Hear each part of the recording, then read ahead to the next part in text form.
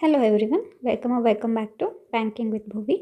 ಇವತ್ತು ನಾನು NICL assistant ಪ್ರಿಲಿಮ್ಸ್ದು ಎಕ್ಸಾಮ್ ಕೊಟ್ಟಿದ್ದೆ. ಸೆಕೆಂಡ್ ಶಿಫ್ಟ್ ಇತ್ತು ನಂದು 22 ಆಗಸ್ಟಿಂದು.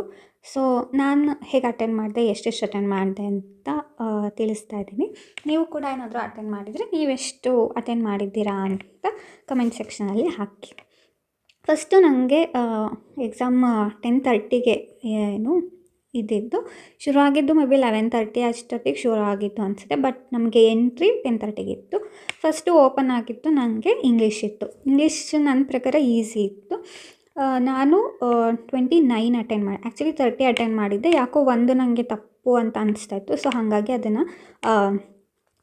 ವಾಪಸ್ಸು ಅನ್ಆನ್ಸರ್ಡ್ ಮಾಡಿದೆ. ಸೊ 29 ಅಟೆಂಡ್ ಮಾಡಿದ್ದೀನಿ. ಯಾವುದ್ಯಾವ್ದಿತ್ತು ಅಂತ ನನಗೆ ಎಷ್ಟು ನೆನಪಿದೆ ಅದ್ರ ಪ್ರಕಾರ ಹೇಳ್ತಾ ಇದ್ದೀನಿ. ಒಂದು ಸ್ಪೆಲ್ಲಿಂಗ್ ಮಿಸ್ಟೇಕ್ಸ್ ಇತ್ತು. ಒಂದರಲ್ಲಿ ಹೆಂಗೆ ಕೇಳಿದರು, ಸ್ಪೆಲ್ಲಿಂಗ್ ತಪ್ಪಾಗಿರೋದು ಕೇಳಿದರು, ಇನ್ನೊಂದು ಸ್ಪೆಲ್ಲಿಂಗ್ ಕರೆಕ್ಟಾಗಿರೋದು ಕೇಳಿದರು. ಸೊ ಅದನ್ನು ನಾವು ಕ್ವೆಶನ್ನು ರೀಡ್ ಮಾಡಿಬಿಟ್ಟು ಆಮೇಲೆ ಆನ್ಸರ್ ಮಾಡಬೇಕಾಗಿತ್ತು.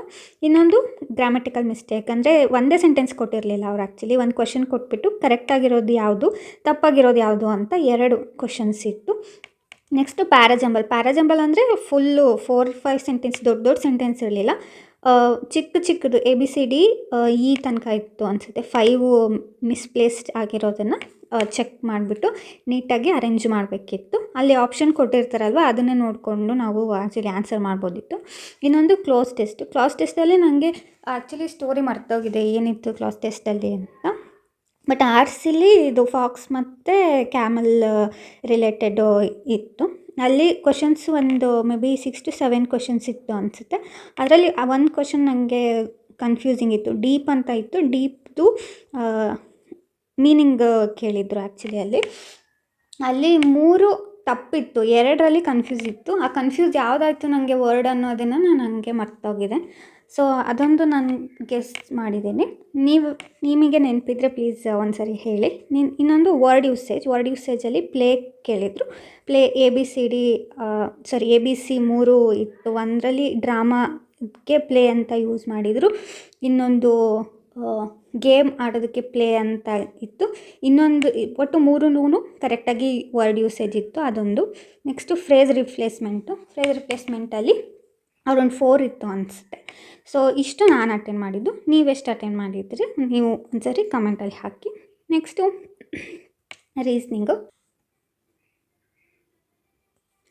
ರೀಸ್ನಿಂಗು ನನ್ನ ಪ್ರಕಾರ ಈಸಿ ಟು ಮಾಡ್ರೇಟ್ ಇತ್ತು. ಪಜಲ್ಸಲ್ಲಿ ನನಗೆ ನೆನಪಿರೋದು ಒಂದು 8 ಮೆಂಬರ್, ಅಂದರೆ ABCD ನಾರ್ತ್ ನೋಡ್ತಾ ಇರ್ತಾರೆ, ಇನ್ನು PQRS MNLOP ಸಮಥಿಂಗ್ ಅದು ಸೌತ್ ನೋಡ್ತಾ ಇರುತ್ತೆ. ಸೊ ಈ ಥರದ್ದು ಒಂದು ಪಜಲ್ ಇತ್ತು. ಇನ್ನೊಂದು 8 ಮೆಂಬರ್ಸ್ದು ಬಾಕ್ಸು ಸ್ಟ್ಯಾಕಲ್ಲಿ ಇರುತ್ತೆ, ಅದೊಂದಿತ್ತು. ಸೊ ನನಗೆ 2 ನೆನಪಿದೆ ಅಷ್ಟೇ. ಇನ್ನೂ ನನಗೆ ಅಷ್ಟು ಸರಿಯಾಗಿ ನೆನಪಿಲ್ಲ. ಇನ್ನೊಂದು ಡೈರೆಕ್ಷನ್ ಕ್ವಶನ್ಸು ಚೆನ್ನಾಗಿತ್ತು. ನೆಕ್ಸ್ಟು ಸಿಲಾಗಿಸಮಲ್ಲಿ ಈಸಿ ಇತ್ತು ಆ್ಯಕ್ಚುಲಿ. ಎಲ್ಲನೂ ನನಗೆ 1-5 ಸಿಕ್ತು. ಇನ್ನುಳಿದಿದ್ದೆಲ್ಲ ಓನ್ಲಿ 1 or 2 ಸಿಕ್ಕಿದೆ ನನಗೆ.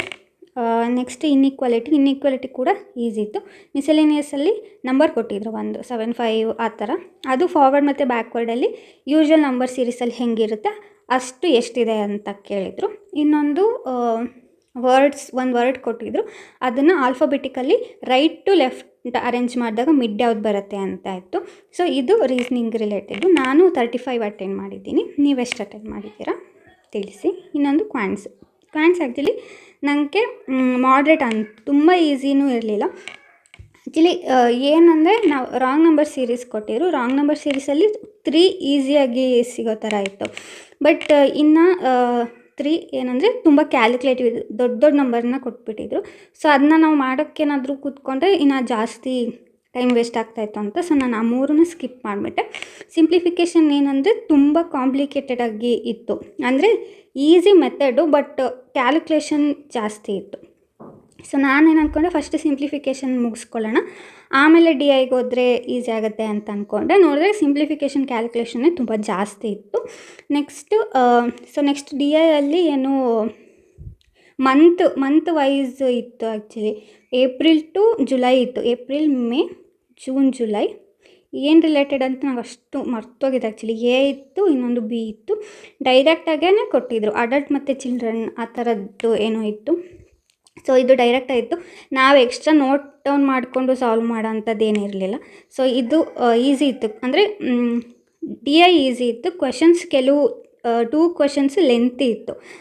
ಈಸಿ ಇತ್ತು, ಬಟ್ ಅದನ್ನು ಓದ್ಕೊಂಡು ಅದು ಡೇಟಾ ಎಕ್ಸ್ಟ್ರಾಕ್ಟ್ ಮಾಡ್ಕೊಳ್ಳೋದು ಸ್ವಲ್ಪ ಲೆಂತಿ ಇತ್ತು. ಇನ್ನೊಂದು ಕೇಸ್ಲೆಟ್, ನನ್ನ ಕೇಸ್ಲೆಟ್ಗೆ ಹೋಗೋಕ್ಕೆ ಆಗಲಿಲ್ಲ. ಲಾಸ್ಟ್ ಮೂಮೆಂಟಲ್ಲಿ ನನಗೆ ಕ್ಯಾಸ್ಲೆಟ್ ಡಿ ಐ ಸಿಕ್ಕಿದ್ದು.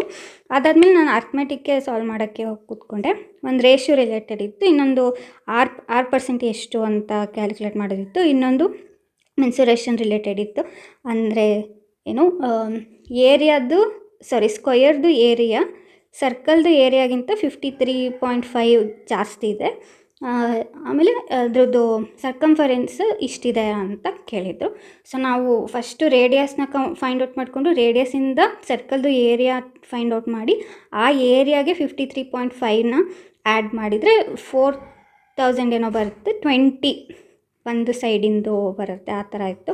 ಇನ್ನೊಂದು ಪಾರ್ಟ್ನರ್ಶಿಪ್ಪಿಂದಿತ್ತು, ಏಜ್ದಿತ್ತು, ಬಾಟಮ್ ಸ್ಟ್ರೀಮ್ದಿತ್ತು, ಪ್ರಾಫಿಟ್ ಆ್ಯಂಡ್ ಲಾಸ್. ಇಷ್ಟು ಅಟೆಂಡ್ ಮಾಡಿದ್ದೀನಿ ನಾನು. 22 ಅಟೆಂಡ್ ಮಾಡೋಕ್ಕಾಯ್ತು ಅಷ್ಟೇ. ಸೊ ಇಷ್ಟು ನಾನು ಅಟೆಂಡ್ ಮಾಡಿದ್ದು. ಟೋಟಲಾಗಿ ಇಂಗ್ಲೀಷು 29, ರೀಸ್ನಿಂಗ್ 35, ಇನ್ನು ಯಾವುದು ಕ್ವಾಂಟ್ಸ್ ಎಷ್ಟು 22.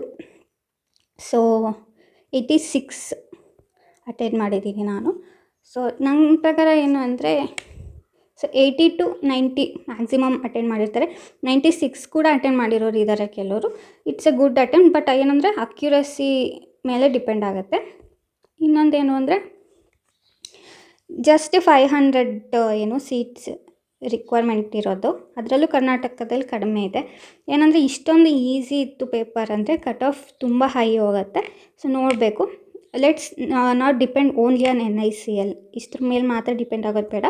ಬೇರೆ ಎಕ್ಸಾಮ್ ಇವಾಗ SBI ಮತ್ತು IBPS, ನೆಕ್ಸ್ಟ್ RRBನೂ ಬಿಡ್ತಾರೆ ಅನಿಸುತ್ತೆ, ಅದ್ರ ಮೇಲೆ ಕೂಡ ಫೋಕಸ್ ಮಾಡೋಣ. ಇಲ್ಲಿ ತನಕ ನೋಡಿದರೆ thank you very much. And please like, ನಿಮಗೆ ಇನ್ಫಾರ್ಮೇಷನ್ ಇಷ್ಟ ಆಗಿದ್ರೆ ಲೈಕ್ ಮಾಡಿ, ಸಬ್ಸ್ಕ್ರೈಬ್ ಮಾಡಿ. And yeah, thank you for watching. All the best. By.